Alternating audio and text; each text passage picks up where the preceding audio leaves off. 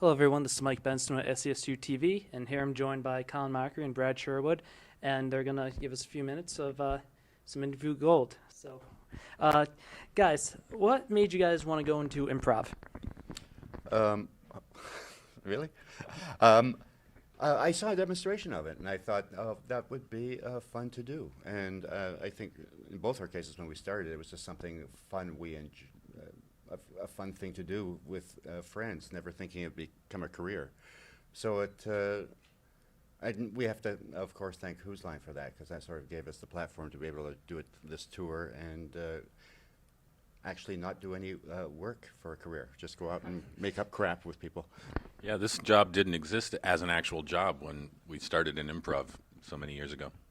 So it's nice to have an occupation that pays us that didn't exist. Yeah, we're like today's cobbler. Yes, like Whose- pie. Yeah.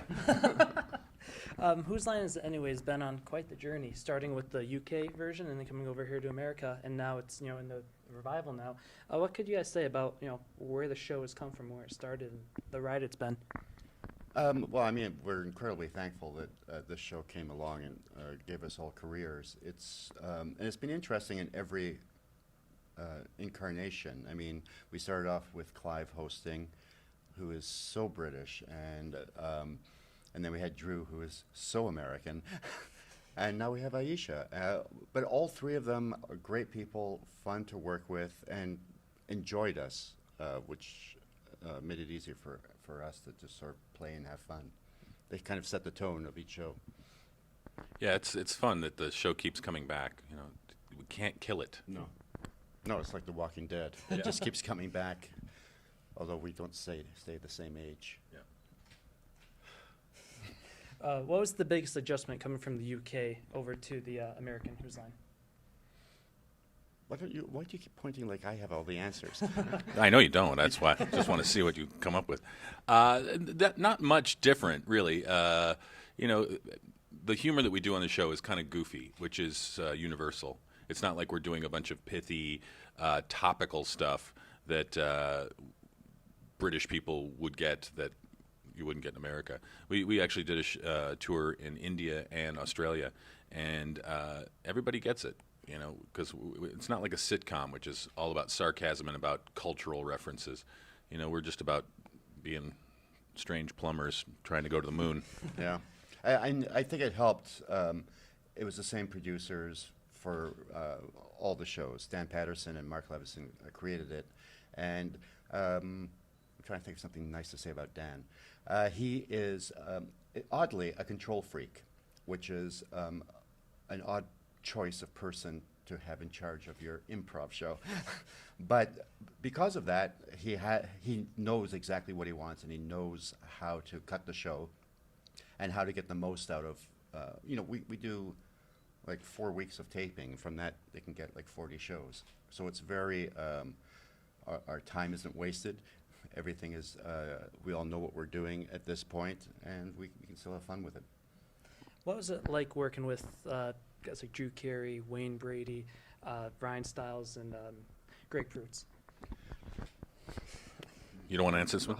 I mean, we've all known each other for a long time. I actually knew Greg from Theater Sports days before I got on Whose Line, and the same with Wayne. I knew him from Theater Sports, and I knew Ryan from Second City. So my early days of the show was basically like working with my old improv group. Yeah, I mean, Ryan and I grew up together, so we've known each other for a long time. And Brad and I also have known each other for over 20 years, over 25 years. Yeah. So it's true. It's like we're just Drew, I guess, was the new kid on the block. Of course, Ryan knew him very well from working on the show, but I can't say enough nice things about Drew. He really is.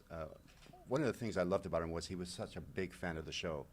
He could have just sat there and watched us perform, and he just loved being a part of it and watching us do it. So he was a great addition to the group. And we were just doing the West End in London for 2 weeks. We did the British version of the show. Clive hosted, and Josie Lawrence was there. Greg was there. So we're still always improvising with each other, which is great. Yeah, and now that they have Aisha, I've known Aisha since the 80s. We worked in the same comedy club together way back when. So it's just keeps cycling back with people I've known forever. And she's my child, so I'm quite close to her. Have you been watching Drew doing a wheel? Well, my bad. Oh. Price is Right. I haven't. Every once in a while, if I'm shopping or something, they'll have it on the screen, and I watch him. And it's so great to see him fit, because the last time we worked together, I remember him going past the craft table and going, "Where's the broccoli?" Which 3 years previously, I don't think was a sentence he ever uttered. Yeah, back in the day, he wouldn't have eaten broccoli unless it was covered in bacon and cheese Yeah. and sprinkles. So it's been great seeing him getting in shape. He's running marathons now. He looks great, and he loves giving money to people. So this is like the best job for him. He just loves it. What were your favorite, or what were some of your favorite games, or are still some of your favorite games on Whose Line? I like the singing games because that's, to me, those are the hardest and the most fun, because that's like the Sunday New York Times crossword puzzle. You have to rhyme, it has to sing in key, you have to stay on the beat, and you have to make sense contextually with what you're saying. And so all the wheels are spinning as fast as possible. Yeah, the greatest hits has always been my favorite game, because it gives Ryan and I a chance to sort of just goof around and riff, and then we put it over to the guys who have the talent and do their songs. So it's fun for us to be a participant, but we also get to have fun as a spectator too. And when you're doing improv, and especially working with the guys you've worked with, how hard is it to not break? I don't find the others funny, so it's really easy. I'm pretty good because I've had acting training. I also have had acting training, but I'm terrible. I always bust up and laugh. You probably of everybody bust up the least. I would say Wayne busts up the most, then maybe me, and then Ryan, then you. Yeah, and it's great when you can actually break them up, because, I mean, we're all pretty jaded in a way. We've seen a lot of comedy and done a lot of comedy. So when you actually break up someone, it's just this feeling of accomplishment, which is sad because it doesn't really get you anywhere. But it's fun to do. And, I try to concentrate, but there are times where, because we don't know what's coming next, we're taken by surprise. And there have been a few times where, in this show, where we've just actually not done anything except kind of laugh with tears coming out of our eyes. What do you think of the new games added to the latest show? The Whose Line? Yeah. Which games? The Sideways scene, which actually we came up with. We were doing a gala in Montreal, and we were hosting, and usually the hosts are stand-up, and they come up with some sort of big production number. And Brad suggested this old theater sports game where you lie on your side. We just added the thing where we have the camera overhead, and it went really well, so they stole it from us. But they're not doing it anymore No. because we're all old and have bad backs. So seeing 50-plus men rolling around on the floor, you only want to see that at a retirement home. I'd pay to see that, though. I think that'd be interesting, yeah. You don't have to pay. It's on television. No. Oh, yeah. Before every Whose Line taping, we always, they always try out new games. Mm-hmm. And you have to just imagine how fortunate you are that some games have never made it past that. Because there are some times where we're doing, were you there for the gay Star Trek? No, I wasn't. I don't know how many times they could actually play this, but it was like, okay, it's Star Trek, but you're all gay. And we were going, okay, well, first of all, it's pretty offensive what we're doing. So it's kind of like a version of If You Know What I Mean. Yeah, but worst. I hated questionable impressions. That was my least favorite game. Yeah. Well, and they also had one, the dialect one they tried, where they would just yell dialects at us. And again, it was always, everything was sort of semi-racist. So thankfully we didn't do that. What's the biggest difference for you guys when you are doing a show like Whose Line compared to when you're doing a show like tonight, like a live show? Well, the scenes can go longer, which we like. Sometimes our scenes go 10, 15, maybe more minutes. Whereas on Whose Line, they all have to fit between two commercials, so it's either 3, 5, or 7-minute bits. So you got to get in, get your laughs, and button it up before the buzzer. And this, we get a chance to really sort of do characters and tell stories, and go somewhere with it. Yeah, and I think our stage show is even more interactive than the TV show. Every game starts with a suggestion from the audience. We have audience members up on stage with us quite a bit. And as Brad said, we have time to just sort of milk the comedy cow dry. Whose Line is such it's a specialized kind of improv. There are a lot of great improvisers who would have trouble doing it because in many ways it goes against what you're supposed to be doing in improv. It's very sticky and jokey, but so unlike our show. Yes, our show is refined. I was running for the last portion. Can we do a game where I say a word and you guys say the first thing come to mind? All right. The color blue. Color purple. Oh, yeah, I was going to say Oprah Winfrey. Yeah. But then I realized, no, it wasn't the color blue, it was the color purple. I'll still say Oprah Winfrey. High-speed chases. Driving to the gig. Do we both have to say something each time? If you want. Oh, okay. O.J. Simpson. Rashes. Colin. Yeah, I have to agree with that. The Democratic Party. I don't ever comment on politics. I'm Canadian, so I'll go, go Democrats.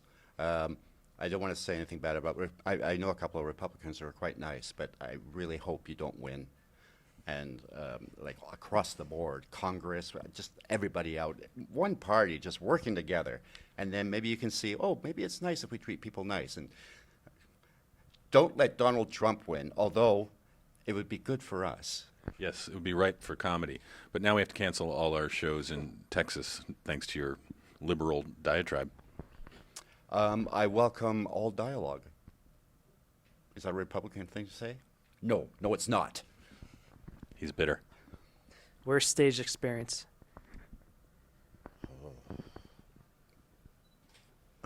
I'm trying to think.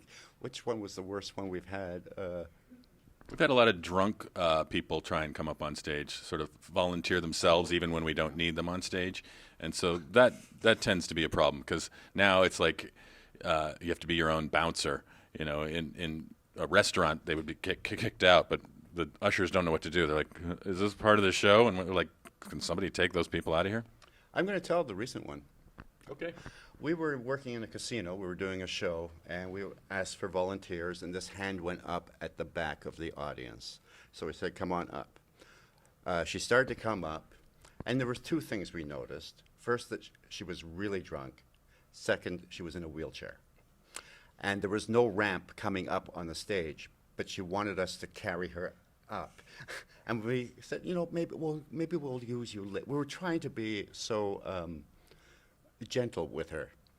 And also not get the audience to turn against us for throwing a woman in a wheelchair off the stage. But she I was going to say staggered back, but she made her way to the back. And we did use her later, but it was a bad idea. By that point, the audience knew she was drunk and were sort of on our side when she... We redeemed ourselves in their eyes when they realized that she was totally blotto. And where do you guys see yourselves going in the future? Mars? Well, not that far in the future. Yeah. I don't, we've never actually thought about the future. I mean, we started this 14 years ago. I don't think either one of us had an idea whether it would work or not. And what I love about it is like we keep thinking, this is the finite amount of games that we can play now. We can't, and then every year we come up with 2 or 3 new ones. So I can see us, going until people don't want to see us anymore. That might start tonight. Yeah. Well, we'll hope. I still call this my full-time, part-time job. You should, because you're not really pulling your weight. Guys, thank you so much for this opportunity, and have fun tonight, guys. Thank you. Thanks so much.